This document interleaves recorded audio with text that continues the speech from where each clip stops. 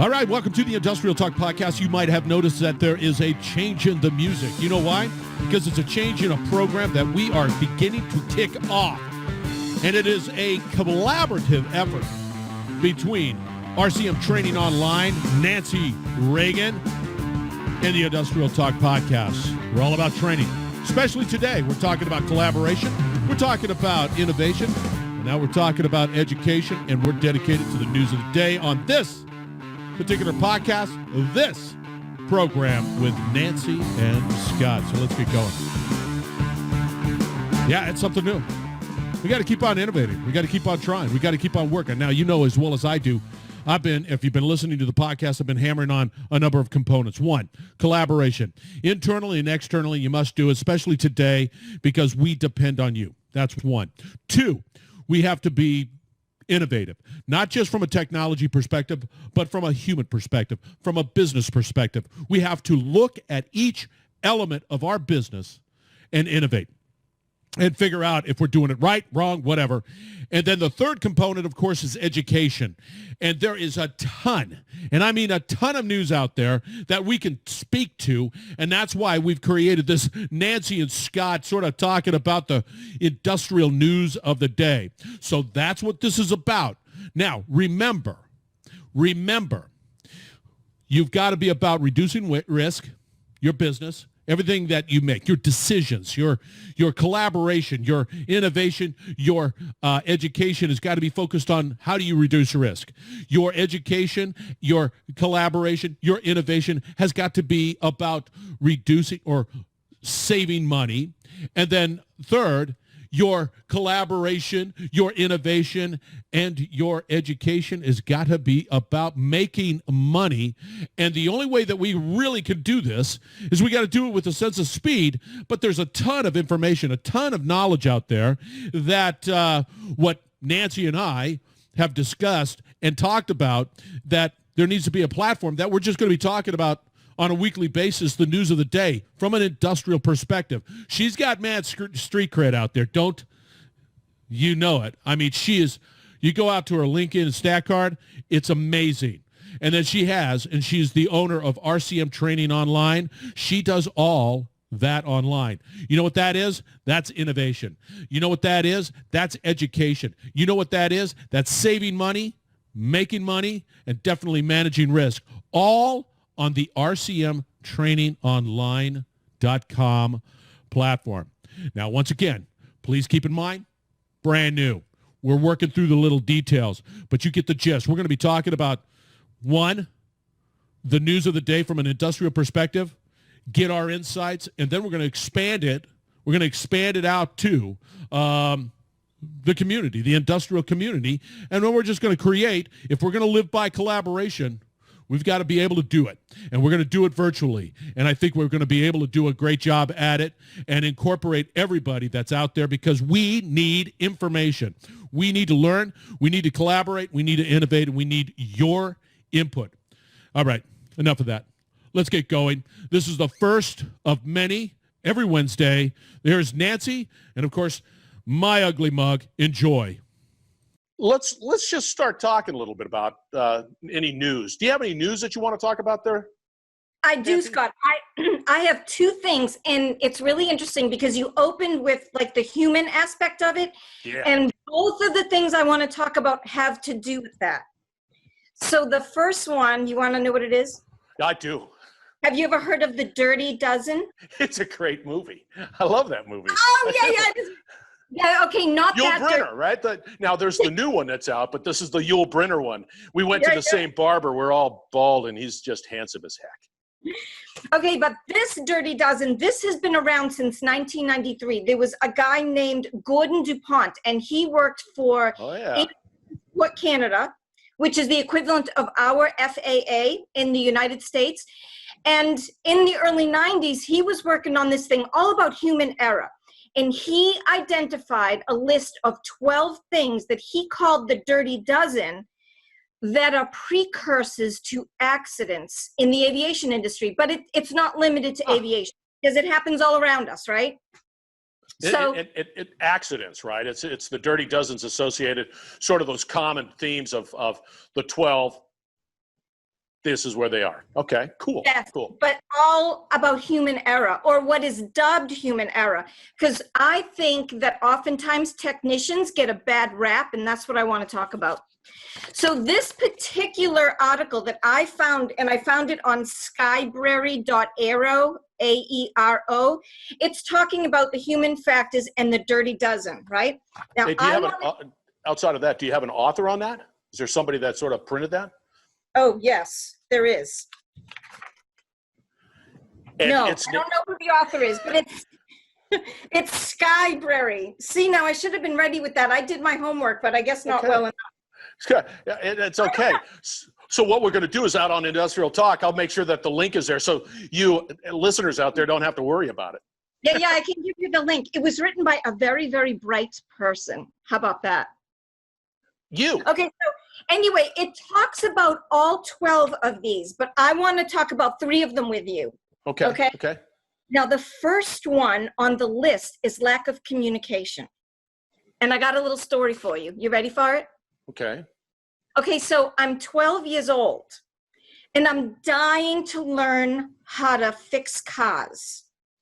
So I'm bugging my father to death. Daddy, please, come on, show me. And he kept, and I guess I was annoying him, right? He kept saying no.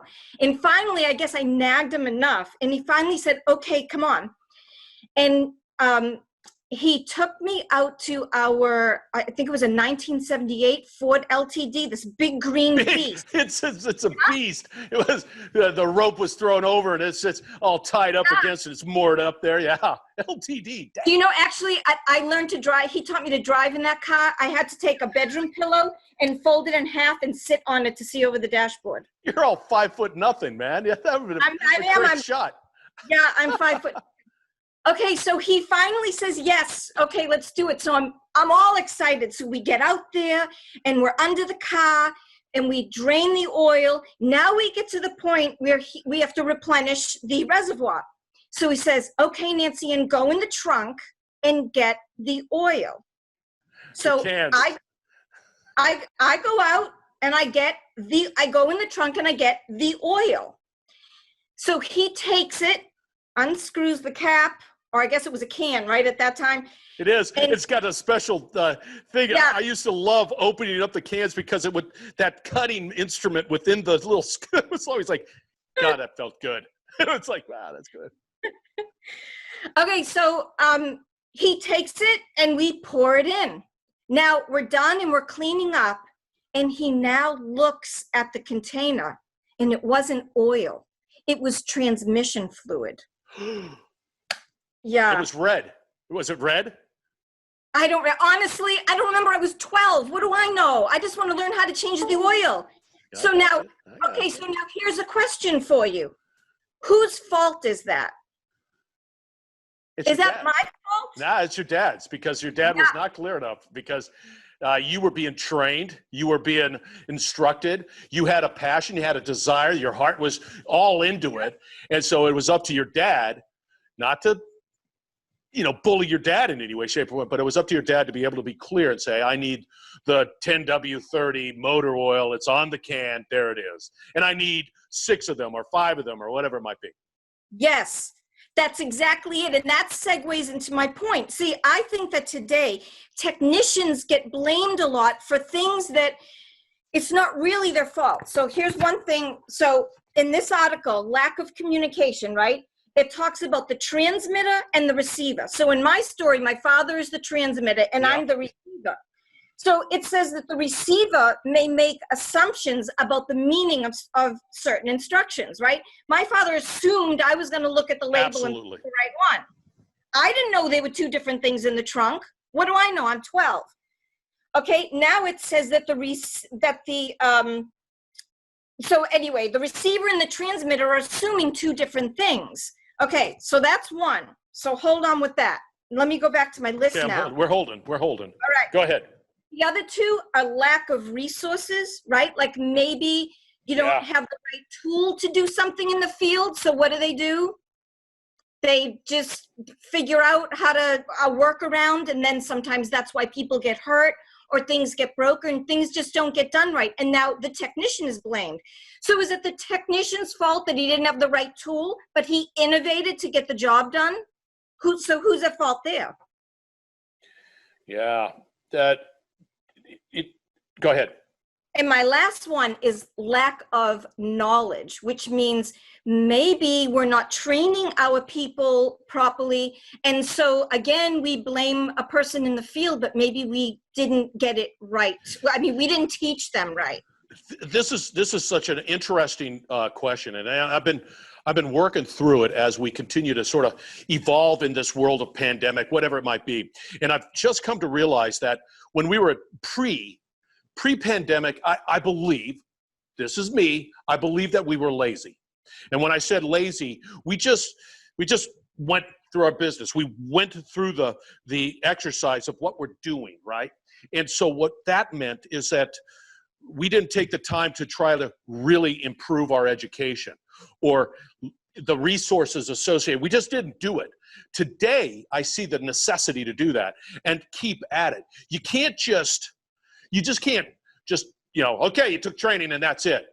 You can't do that. You've got to take the training. You got to reinforce that training. You got to do more to really make incremental positive shifts within your organization and in your career. And it's a no-brainer. Definitely. You can't Look, yeah. That's number 5 on the list is complacency. Duh. Do you agree, Nancy, that there was a sense of complacency beforehand? 100%, but I believe that, well, I know I have a solution because I've worked with a lot of teams and I have one of the solutions. Okay, so James Reason, he is a big author when it comes to human error, a very popular, well-written author. Right. And he calls these things latent conditions, those things that are just they're laying in wait, and you mix it with something else and then disaster occurs. Right. Well, our equipment experts, the people in the field who work with the equipment day in and day out, not only do they know the equipment, but they know the operating environment. They know where these latent conditions are. So it's up to us as responsible custodians to ask them, maybe in a formal or an informal process, but we have to start asking them. That's what. Can you tell me, define latent conditions? Tell me. Okay, I'm going to give you another example. You ready? You're full of examples. Yeah. I have a briefcase full of examples. Go ahead. I do. Look, I have another prop. Yeah. I have an orange tabby cat. His name is Mako. And I took him to the vet for his annual exam and also to tell the vet he's been having, I call it a fit. He has like these coughing fits. Well, the cat's got asthma. Do you believe that? A cat can have asthma? So look, the vet, here we go. Look, right. The vet prescribed albuterol, and it's a liquid. You can see it's a liquid, right? And the vet prescribed 0.2 milliliters 2 to 3 times a day. So I go to the Publix to pick up the prescription. I go to a human pharmacy for it, and they give me this syringe to draw it up with, right? Yeah. And I put it in his wet food or chicken baby food, so he'll eat it. Oh, I got to ask a question. How's the tabby doing? He's doing much better on the albuterol. He only has 2 or 3 asthma attacks, whereas before he was having like 10 or 12. Okay, so good. So he's much better. Continue. Okay, so look at this syringe. Do you see the increments? It's 1, 2, 3, 4 milliliters, right? So one syringe is 10 milliliters. Now, if I weren't technically minded, or if I was tired, which is number 10 on the list, if I didn't know better, if I was distracted, whatever it was, and I read 0.2 mLs and I give my cat 2 milliliters, I could stop his breathing and kill him, right? What they should have given me, an insulin syringe, right? So this is 1 milliliter total. So this is how much Mako gets is 2. But I couldn't. So this is an example of a latent condition, right? If I didn't know better, I could have killed my cat. this is just waiting for me to use it wrong. And that is what happens often with a lot of aircraft disasters in general. If you look at the various accident reports, it usually comes down to some kind of a latent error. So it's up to us as responsible custodians to identify these latent errors and fix them. See, that's an interesting, I never thought of that. When I was doing line work, and within an organization, a utility organization, you always have the planners. And the planners are planning the jobs. And sometimes the jobs are sort of planned, but they also know that there are certain things out in the field that have been there for years and years and years and years.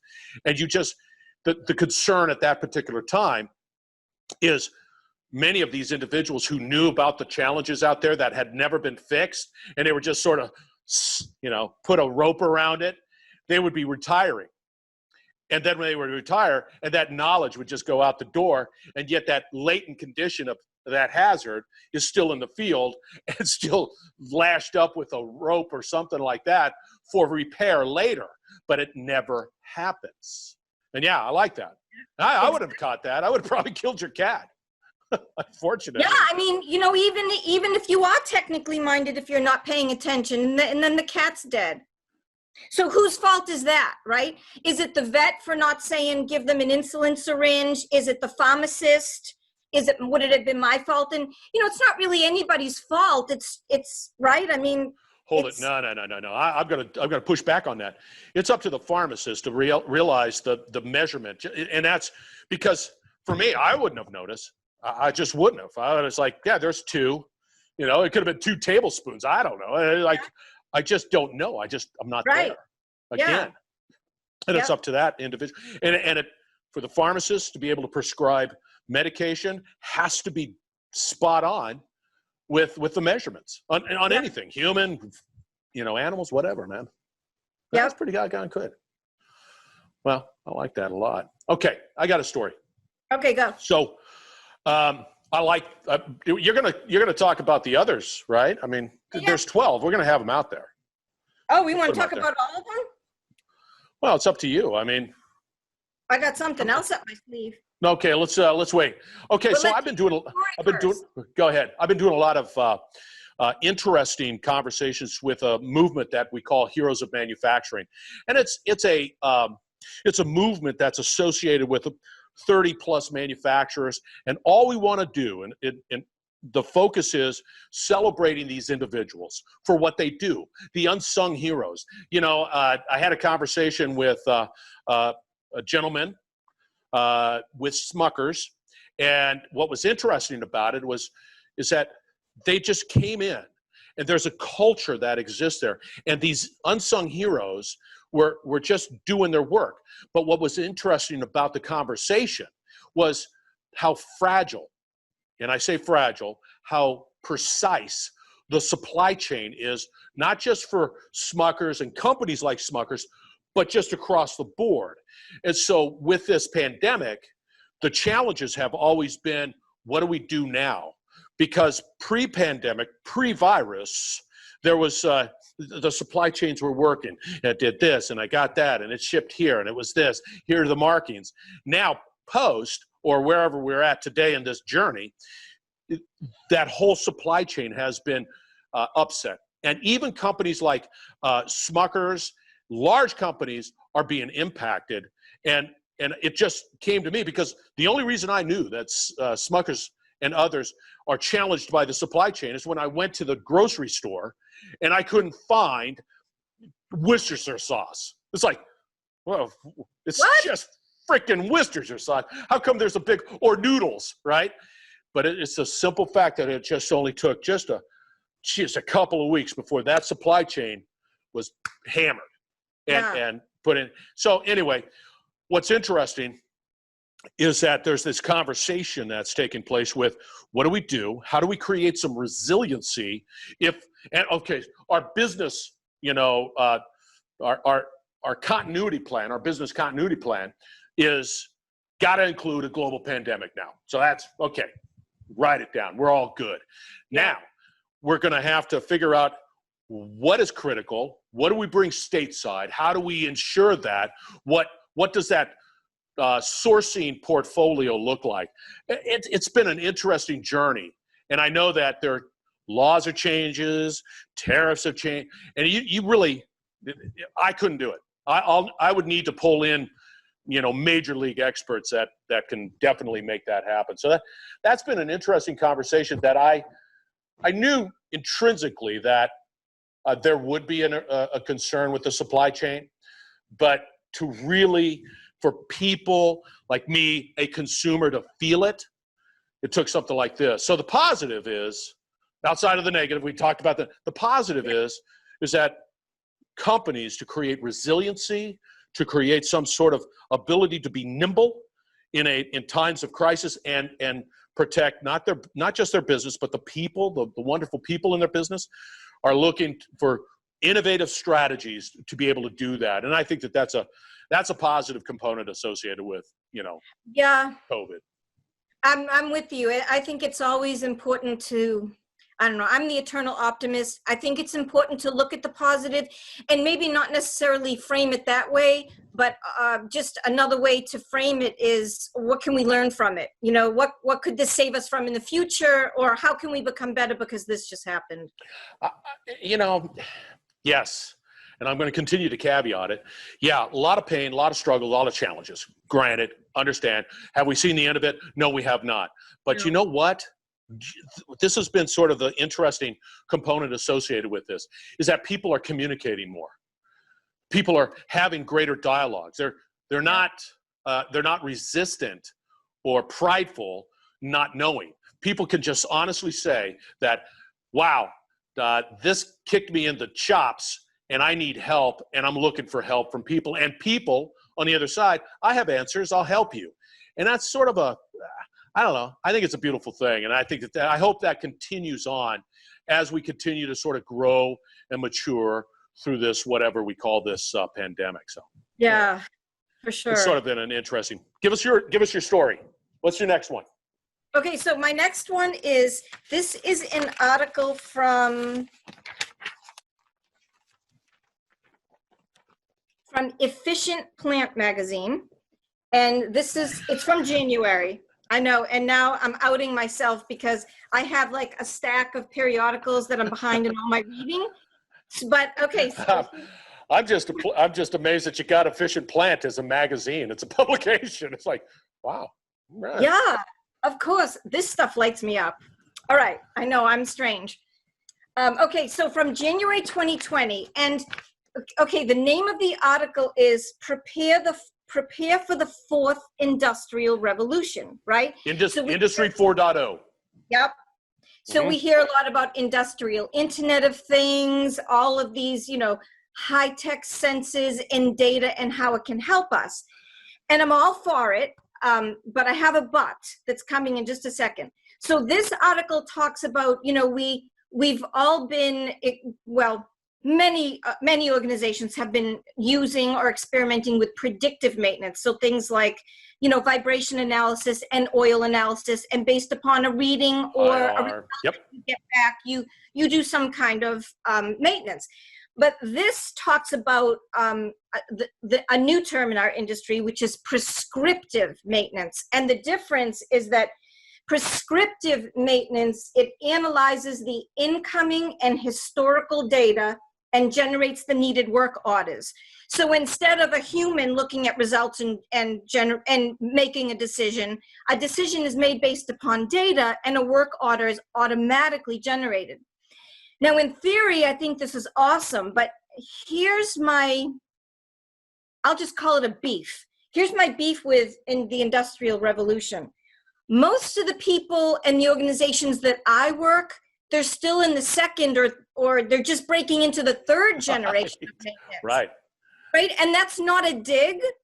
It's not a dig at all. It's the real world. So when you pick up any technical magazine and you read it, if you're like a plant manager or, I don't know, a manager or a commander of a fleet of aircraft, you might read it and think, oh my gosh, I don't have IOT yet. Am I behind the times? But the truth is they're not behind the times, right, Scott? Most people aren't even there yet. No. It's interesting that you brought that up. I had the fortunate opportunity to broadcast with Industrial Talk from the IoT Solutions World Congress in Barcelona. Now that was last year, and of course going forward, well, it's sort of up in the air. However, what is interesting to me, to your point of view, we talk about Industry 4.0, Manufacturing 4.0, digitization, and all of the things that are associated with that. And yet, when I would have these conversations with many of these developers, they're on like version 5, 6, 7 of their digital solution, AI, whatever it might be. And yet, this person back here is just evaluating version 1. Trying to understand if it has value. Now, do you see that there's an issue that we're going to have to deal with some sort of technology digitization in a post-COVID world? For sure, yes. But I think it needs to be done the right way. And here's my beef. I think that too many organizations get shiny object syndrome. I didn't coin the phrase. I heard it from someone. I don't know where I heard it, but no, it's like shiny. Yeah. You latch on to a device or like a fancy computer system, but what I experience with the organizations I work with, they're still trying to get the basics down, right? Like if you do a CBM task, whoa, CBM. Explain to that. I don't know what that is. Condition-based maintenance. So let's say, for example. Yep, we take an oil sample, but how often you take an oil sample, how often you measure your brake pads depends upon how quickly failure occurs once the potential failure condition is detectable. So it's not based on a useful life or how often something fails, but rather how quickly it fails once you have the opportunity to detect that phenomenon. And most people don't know that still. When I teach about the P2F interval, it's very new to a lot of people. So I think that before we get to 4.0, we need to make sure everybody understands the basics, right? It would be like trying to build a house on sand. Right. So that's my beef. I'm like a basics girl. I'm not a 4.0 person. I'm a basics. But it's sort of interesting in some of the conversations I've had, and I mean, they've been a lot. It's like, to your point, pre-COVID, people were talking about it. People were talking about that industrial 4.0 revolution, and they were having it in the conference rooms. But really, from a budgetary planning, they were just like, okay, we've got a 2, 3, 5, whatever that year, and we'll eventually roll it out in our organization. Now, come COVID, right? I've seen cartoons where they're in the conference room and we're talking to, digitization, and here comes a wrecking ball, and the wrecking ball has COVID-19 on it. And so there is a sense of urgency to figure out how to disconnect, and when I say disconnect, remove the workforce from the physical environment, do it remotely, but be able to have that information at hand. I think there's a balance here. But I think, to your point, Nancy, is that you better understand the basics. You better understand the realities of and then you can apply with greater knowledge, with greater insight into what that digitization solution is. I don't know. That's exactly it. Yeah. Scott, you want me to out myself? Yeah, out yourself. Okay. I fell prey to shiny object syndrome. and I'm not, and so do you remember the first time we met? I did Vegas. I was a guest, in Vegas, and I was a guest on your podcast. Yeah. And so at that time, I had just started doing videos, the little videos, and posting them on LinkedIn about, maintenance and reliability. Yep. And you told me, or you suggested that I get, one of those, it's like a gimbal, it's like a gimbal system, so you can walk around with it. It is. And it follows your eyeballs. It does, yeah. You told me the one to get, but I didn't get that one. No. You got a different one. I fell prey to shiny object syndrome, and I bought the Smooth. Okay. Yeah. It cost $150. Now, I have an Still engineering. a bargain. I mean, still, come on. You got the servos there. That's pretty doggone cool. Still pretty cool. It's doggone cool if you can use it, if you can figure it out. Now, I have an engineering degree, right? I downloaded 3 different apps. Every time I use this stupid thing, it's going up to the ceiling, down. Oh, yeah, it looks at your eyeballs all right. No. So now you know what it is? Now it's a prop for me to talk about shiny object syndrome. But here's the moral of the story. You see, this comes last, right? Something that can enhance what you're already doing comes last. Yeah. What's most important is, number one, the information that I'm putting out in my videos and actually doing the videos, right? Anything else is a plus. But if I don't know how to if I can't hold my phone and make a video, if I don't know how to come up with a script in my mind with a logical sequence of here's the problem, here's the solution, if I can't do that, this doesn't matter. So that's my beef with Maintenance 4.0. I like that analogy, and you're absolutely spot on. I mean, it brings up an interesting point of, we've had this conversation, I believe, is that, and this is not meant to, I don't know, negatively impact anybody, and I don't want it to, but once again, the reason we're doing this sort of banter back and forth, and listeners or who's ever watching, it's going to improve. We're going to make it better, because one of the biggest beefs that we all have is that webinars need to improve. They're snooze fests. And so in light of the gimbal analogy, if you're not consuming the content, if you're too focused on the gimbal and trying to get the gimbal and nobody's consuming the valuable content that you have, then we've got an issue. We've got a big issue, because the value of the content is what people need to consume, not the gimbal. And that's the way with webinars. So you sit there and you do the same thing, the same format, webinar. Nobody's consuming that content. Nobody. I mean, maybe some will. If you got a gazillion people on the webinar, maybe 1%. But the rest are on their computer, and they're doing emails, and they're getting distracted, and they're sipping their coffee or doing whatever is necessary. We've got to rethink that. And it's in light of your gimbal thought and your analogy. So what? But you got great knowledge, great insight, great wisdom that it needs to be shared and consumed and taught. And yet, you know, you got stuck up on that whole gimbal, which, by the way, you should have bought the one that I got, because I know. In fact, I need you to send around. I need you to send me the name of it, because I need one, because I hold it, my arm gets tired, and then it starts to shake at the end of a 4-minute video. You know, it's no good. But see, now I got the video. I have the video popped down, so now it won't be a shiny object. Now it will enhance my current production. I'm gonna show you something. Hang tight. Don't go away. No, I don't have. You get a tripod, and once you have that tripod and that gimbal, right? You stick the gimbal on the tripod. Now it's fixed. But what's great about it is the fact that the program to your phone will follow your face. You don't have to hold anything. You could sit there and walk around, and the gimbal will follow you. Yeah, but what about if I'm walking outside? What if I'm walking around? You can do that too. You could do it both ways. You could stick a tripod in the middle of a town circle and just sort of walk around, and it'll follow you. It'll follow your face.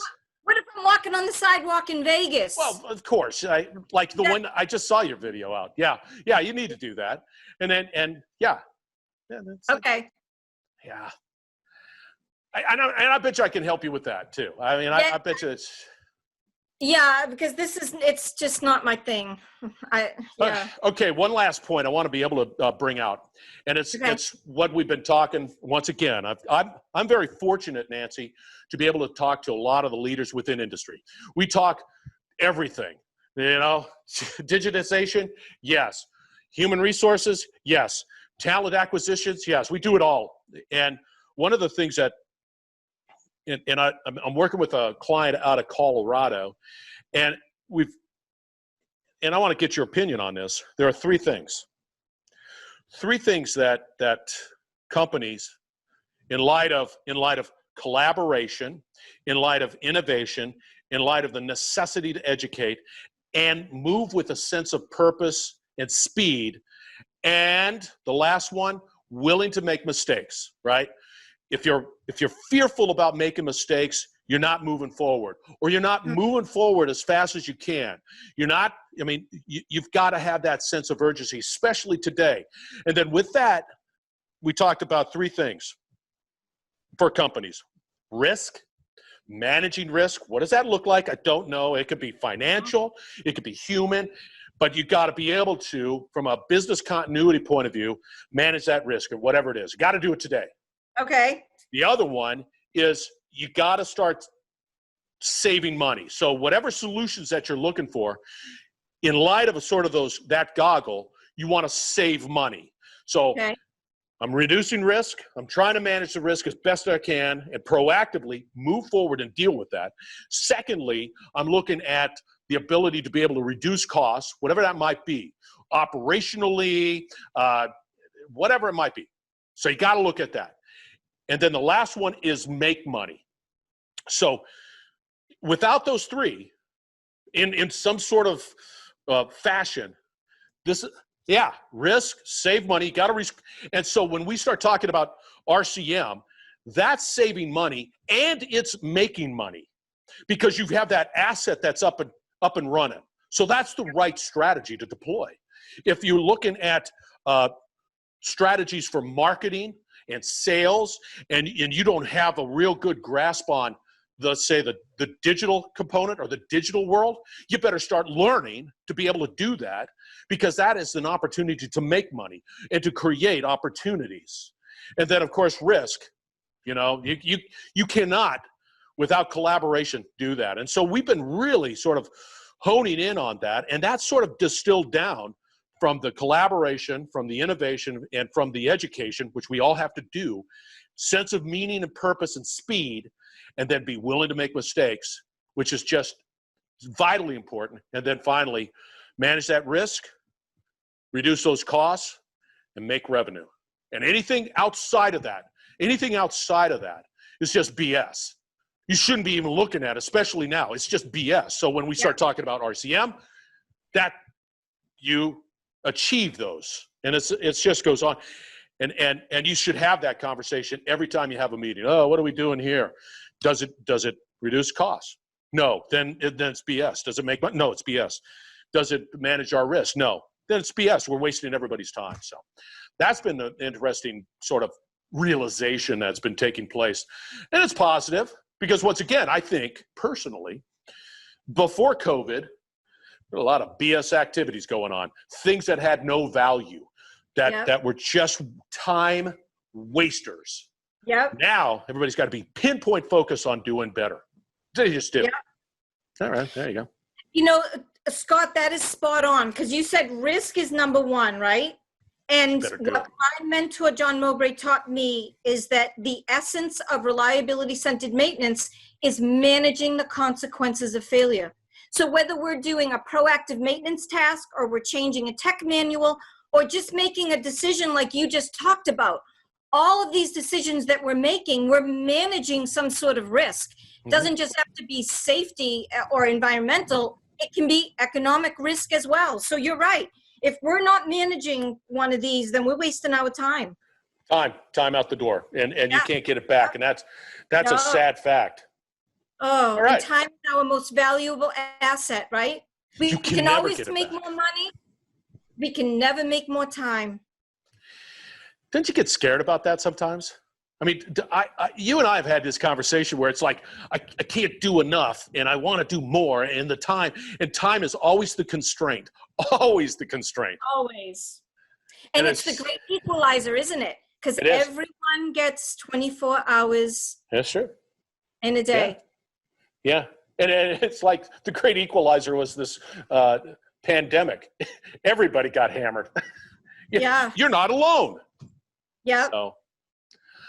All right, Nancy, we're going to keep on doing this. You listeners out there, we're going to continue to refine it. This is just really the first in many. I think this is a great opportunity. We're going to be opening it up to also a lot of other people to join us, ask questions, banter back and forth, because in light of the necessity to collaborate, we know that you have great answers out there. We know that you have great questions. important. So let's just keep on going. Let's keep on rolling. Let's keep on making, and then we'll just keep on refining just because, well, we're part of a very special community. I love it. Yep, absolutely. This was awesome. Thank you, Scott. Nancy, give a plug for your doggone business. I want to hear it. Oh, yes, okay. So my plug is go to my website, rcmtrainingonline.com. So I started doing reliability-centered maintenance over 20 years ago, and it gets a bad rap sometimes, but it's because people I don't think they use it properly. So I have a suite of online training programs on demand online, and you can use it to do all of these things. Figure out for yourself how to manage your risk, how to save money, and how to make money. Absolutely. And I love that. And what's great about you and your organization, you can collaborate. People can reach out and find you and say, hey, it's not as if you're not busy out there on LinkedIn. That's for doggone sure. If you can't get a hold of Nancy, you're not trying hard enough. Now, Scott, tell everyone about you. Okay. Well, long ago, I started probably around 2 years ago, but I took a company public and then I retired. And it was an industrial company. I'm just an industrial guy. And I retired, and then I helped start a sugar refinery here in Louisiana. And then I started, after that, outside of doing some consulting work, I started an industrial maintenance company. So fast forward, we want to get our message out. Hey, we do industrial maintenance, we do some water work, and we do some heavy equipment. We do all of that stuff. Fantastic. So I did the typical print, nothing. That's pre-virus, right? Nothing. And then I was coming back from a client listening to podcasts, and for whatever reason, I said, I can do that. And all I wanted to do was, one, change my conversation I'd have with Chevron, and then two, really have an opportunity to interact with people who are just great thinkers within industry. And that's what Industrial Talk has started. Now, when you go out to Industrial Talk, I'm passionate about marketing, sales, and branding, industrial-wise, and strategies associated with that. And just like Nancy, I have an online program that you can join in, boom, get the latest and greatest, and you can talk to me. I have no problem. We would interact. And so it's turned out to be quite the industrial marketing and sales and sales solution platform, and it's Industrial Talk. So go out there. It's a lot of fun. We have a good time, and I interview the best of the best, like Nancy right here. What's the URL, Scott? Where can people go? What's the URL? Industrialtalk.com. Okay. Which was a great, that's a whole other story. When I went down this journey, I didn't know anything about any of this. I wasn't a digital guy. I was just an industrial guy trying to make a living.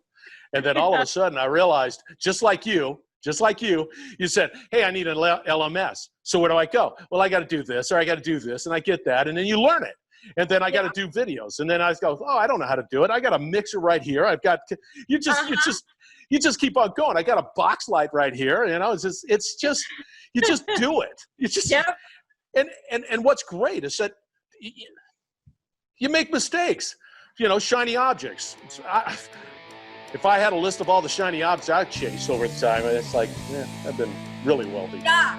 That's a good point, Scott, because I don't want to leave people with thinking, that you can never make a mistake, right? Because things like this, learning is all part of life. I tell my husband, if you never want to have to make another mistake in your life, then you're going to have to move to fantasy land.